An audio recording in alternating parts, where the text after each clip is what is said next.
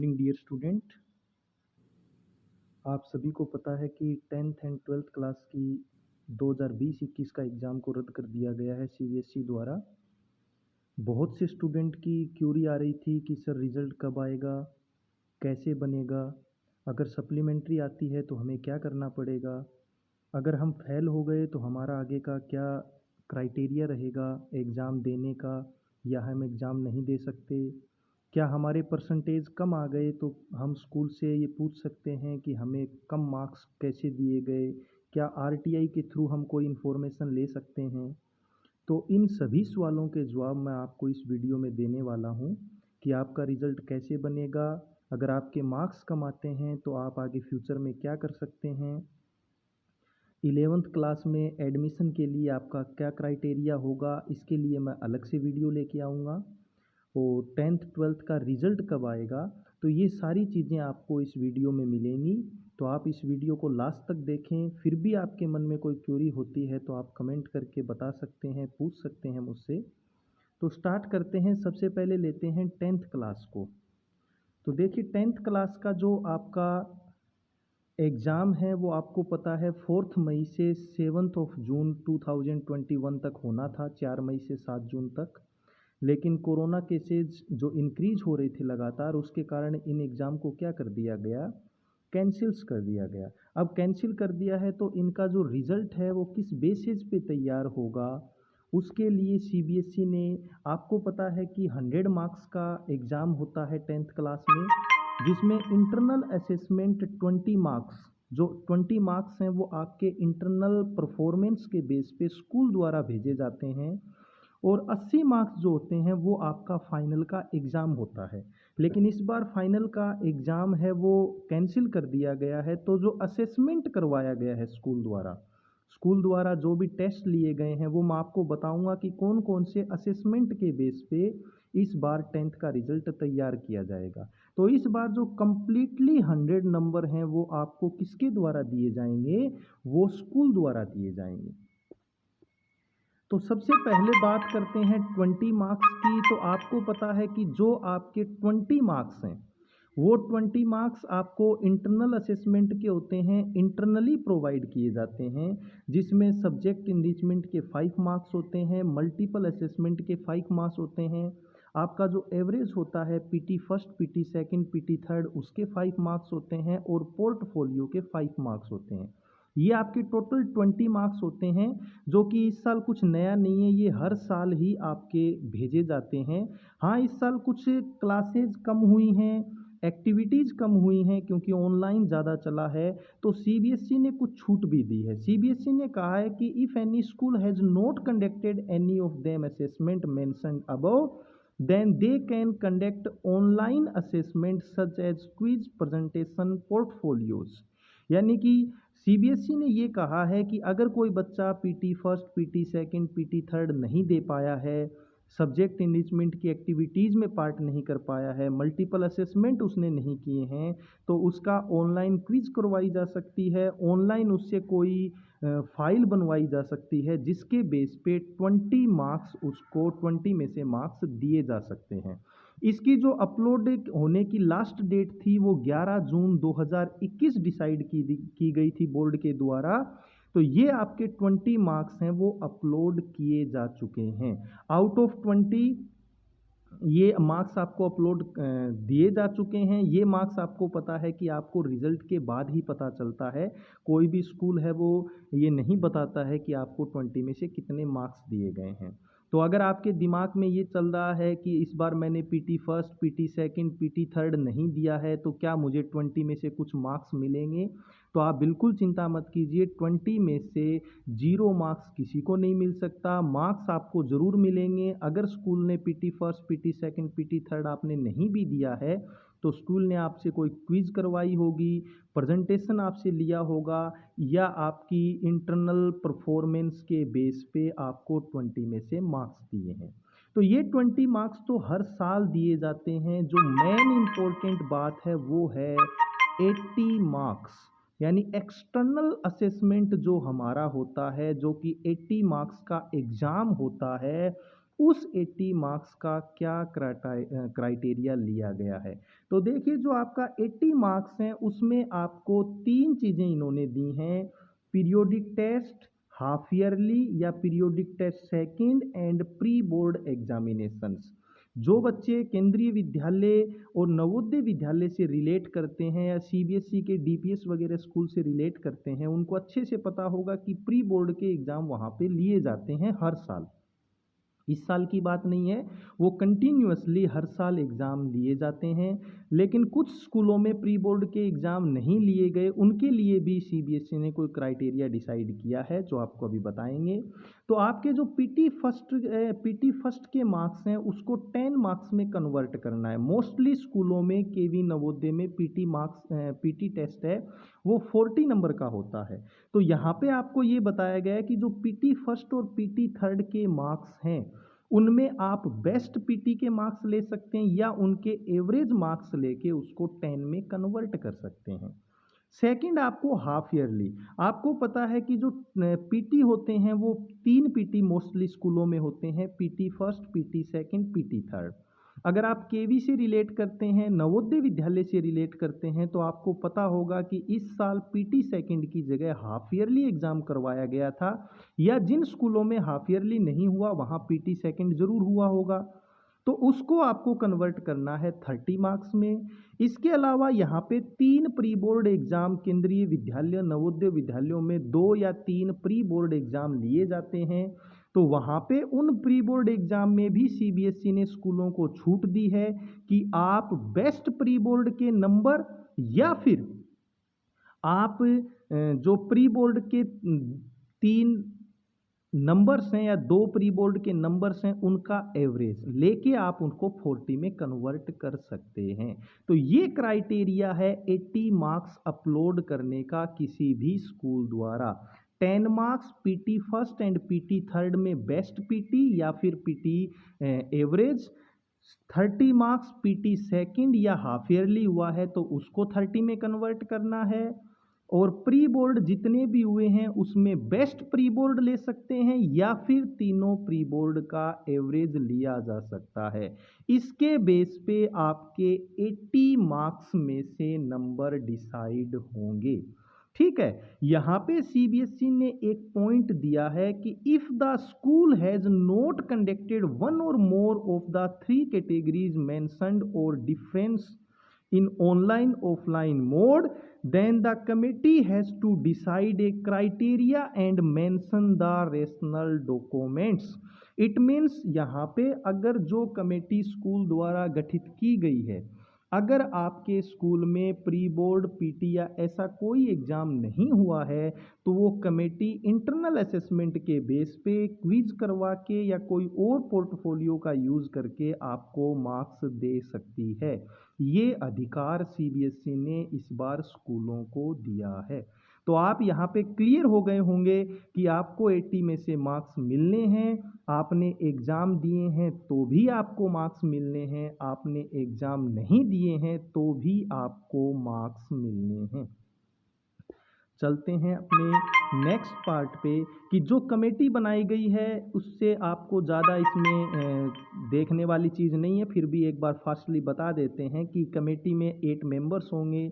ये कमेटी का जो सिस्टम है वो 12th क्लास के लिए भी सेम है, जिसमें इंटरनल 5 टीचर होंगे जिस स्कूल का रिजल्ट बनना है, और एक्सटर्नल 2 टीचर होंगे जो कि किसी बाहर के स्कूल से अपॉइंट किए जाएंगे, और जो चेयरपर्सन होगा उस कमेटी का वो होगा प्रिंसिपल।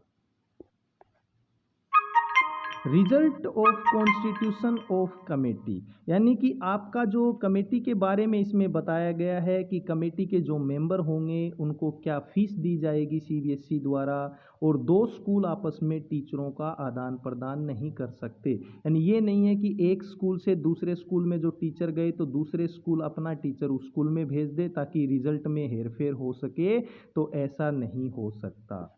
नेक्स्ट जो वेरी इंपॉर्टेंट बात है कि आपके रिजल्ट में एक क्वेश्चन बहुत से स्टूडेंट के दिमाग में आता है कि क्या सर इस साल भी हम फेल हो सकते हैं, क्या इस साल भी हमारे सप्लीमेंट्री आ सकती है या फिर हम क्लियरली पास हो जाएंगे। तो आपको मैं ये क्लियर कर देता हूँ कि इस साल भी आप फेल हो सकते हो। अगर आपके एग्ज़ाम में आप इंटरनल एग्ज़ाम में फेल हुए हो, इस साल भी आपके कंपार्टमेंट या सप्लीमेंट्री आ सकती है। देखिए, जो कमेटी ने, जो सीबीएसई ने रिजल्ट का बेस बनाया है, वो बनाया है रेफरेंस ईयर। रेफरेंस ईयर का मतलब है 2020-21 का जो रिजल्ट बनाना है, उसमें लास्ट 3 ईयर्स के रिजल्ट। यानी मैं अगर आपको एक एग्जांपल दूं तो मान लीजिए डीपीएस अलीगढ़ का रिजल्ट बनना है, तो डीपीएस अलीगढ़ का रिजल्ट अगर 2019, 18 और 17 में मान लीजिए 90% था, यानी 90% का मतलब पर 100 में से 10 बच्चे फेल हुए थे, तो इस साल भी उस स्कूल में 10 बच्चे फेल होंगे। यानी रेफरेंस ईयर को बेस बना के रिजल्ट को बनाया गया है। तो ये आप अपने दिमाग में रखें कि इस साल भी आप फेल हो सकते हैं, इस साल भी सप्लीमेंट्री आ सकती है अगर आपके क्वेश्चन जो एग्ज़ाम पेपर हैं वो अच्छे नहीं हुए हैं।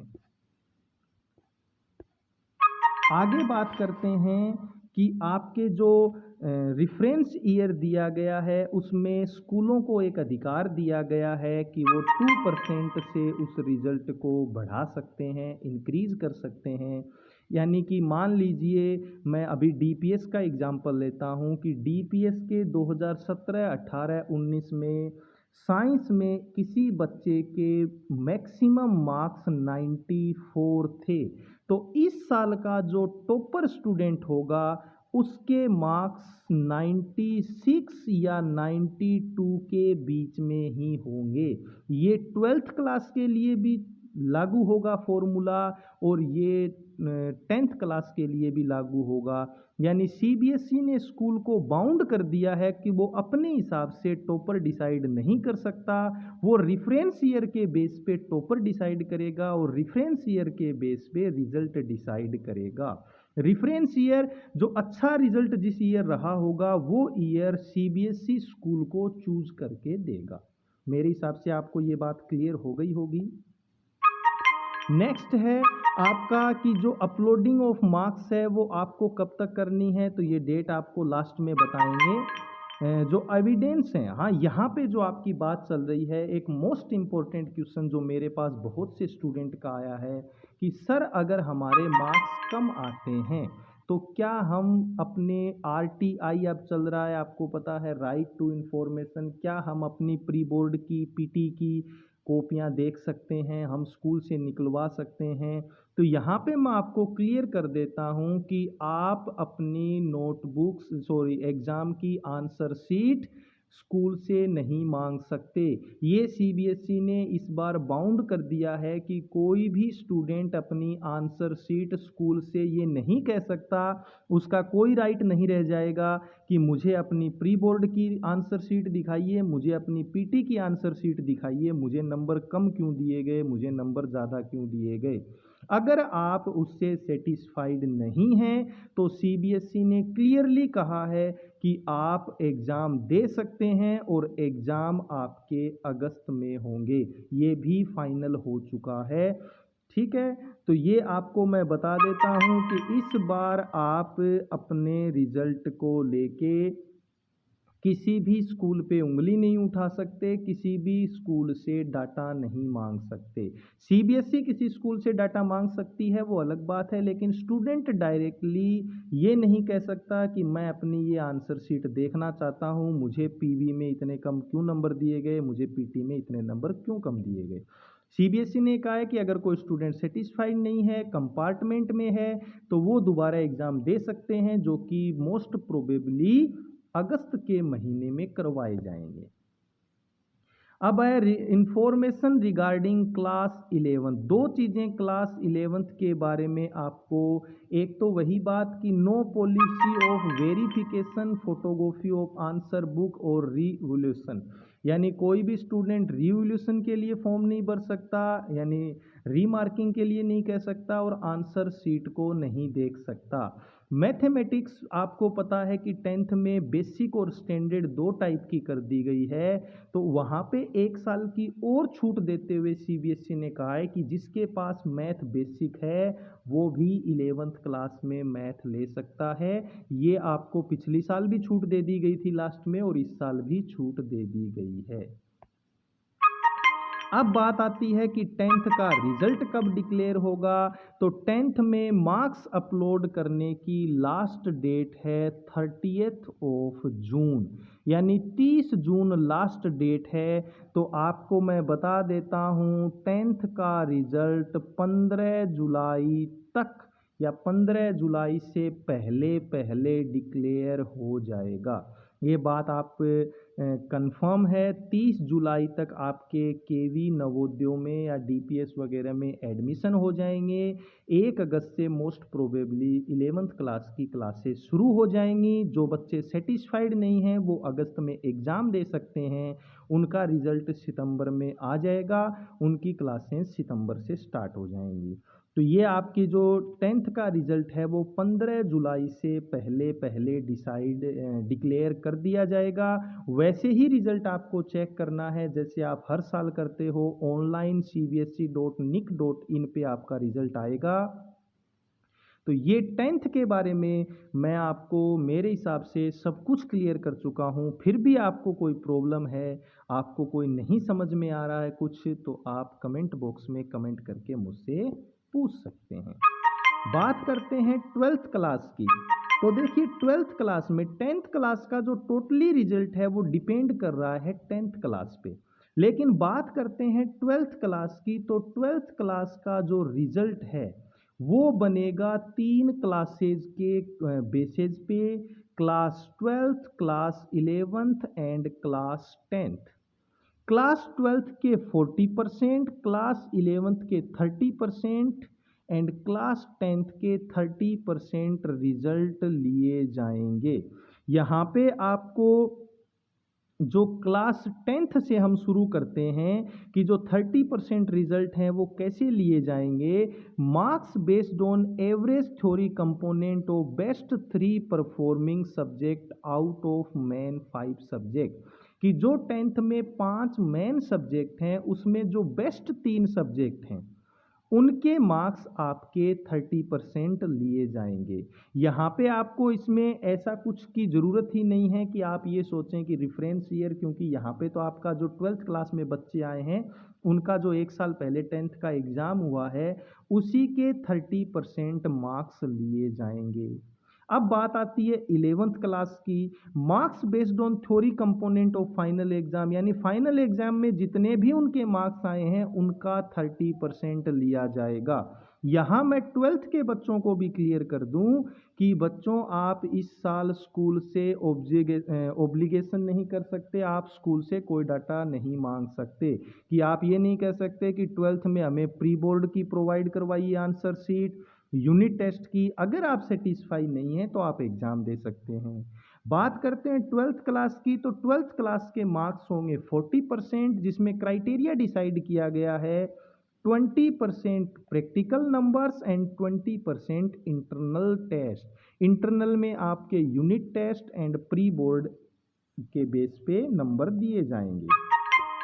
जैसे यहाँ पे आपको समझाने के लिए एक टेबल दी गई है जिसमें अगर आपके किसी बच्चे के 80 में से 80 मार्क्स हैं, मान लीजिए आपका 100 मार्क्स का जो एग्ज़ाम होगा, तो टोटल मार्क्स में आपके क्लास 10th के 30%, क्लास 11th के 30% एंड क्लास 12th के 40%, जिसमें 20% प्रैक्टिकल के मार्क्स होंगे और 20% इंटरनल मार्क्स होंगे।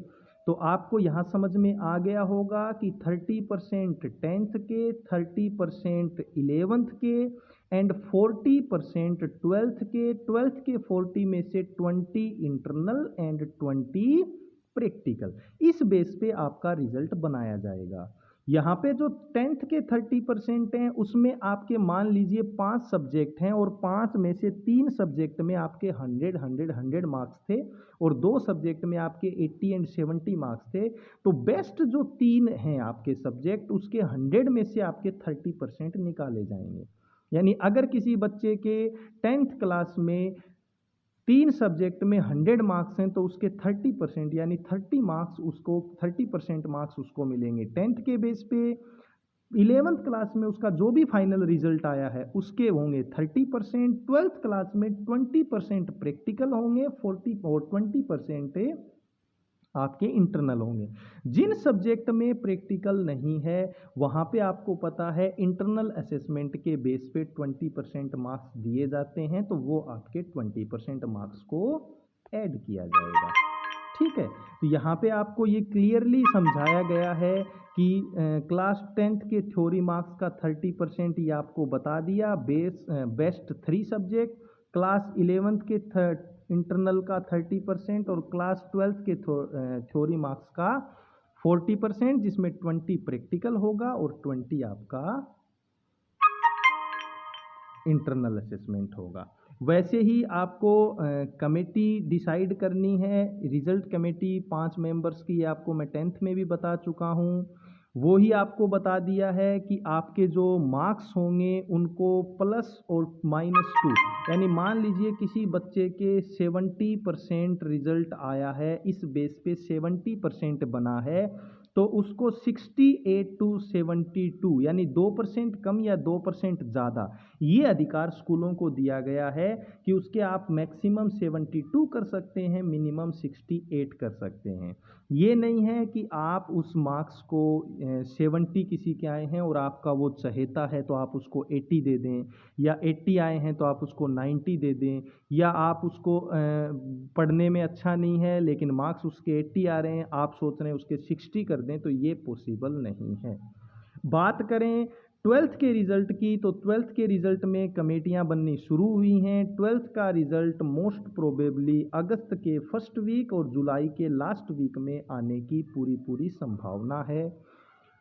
तो ये आज की वीडियो में आपका था कि 10th का रिज़ल्ट कैसे बनेगा, 12th का रिज़ल्ट कैसे बनेगा। आप सेटिस्फाइड नहीं हैं तो आप एग्ज़ाम दे सकते हैं। आरटीआई का अधिकार आपको सीबीएसई ने ले लिया है। आप किसी स्कूल से अपने मार्क्स के लिए एलिगेशन नहीं लगा सकते, उससे कुछ मांग नहीं सकते। आप अगर सेटिस्फाई नहीं हैं आप एग्ज़ाम देंगे, और रिज़ल्ट आपका बता दिया कि 15 जुलाई से पहले 10th का रिज़ल्ट आ जाएगा। 12th का रिज़ल्ट थोड़ा लेट आएगा, जो जुलाई के लास्ट वीक या अगस्त के फर्स्ट वीक में आने की पूरी पॉसिबिलिटी है। तो आज के वीडियो में मैंने आपको पूरी कोशिश की है सब कुछ क्लियर करने की। फिर भी आपको अगर कोई डाउट है तो आप क्लियर कर सकते हैं, आप पूछ सकते हैं, कमेंट बॉक्स में आपको रिप्लाई मिल जाएगा। तो आज के लिए इतना ही। Thank you from all in one educational TV. Video को लास्ट तक देखें और अपने फ्रेंड्स को भी शेयर करें।